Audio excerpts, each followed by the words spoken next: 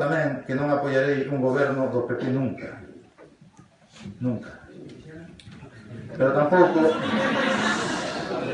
pois non escoitou, pero tampouco a día de hoxe do grupo actual. Estarei na posición, e dende aí Sanxenxo pode, fará o que poida. A miña acta mantereina e quedará a disposición do meu partido. Ora, se eles deciden que ya queren pasar outra xente, xa é cousa deles.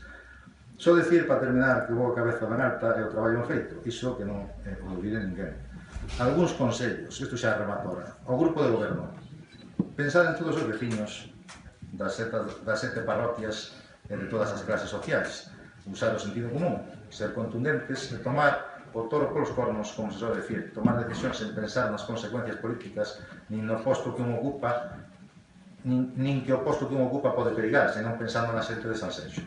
E, sobre todo, transparencia, respecto e participación.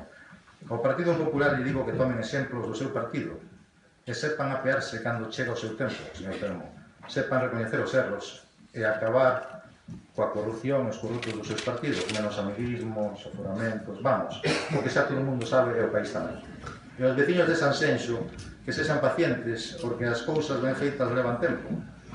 Pedir, protestar, criticar, está claro que hai que facelo, pero tamén hai que saber agradecer.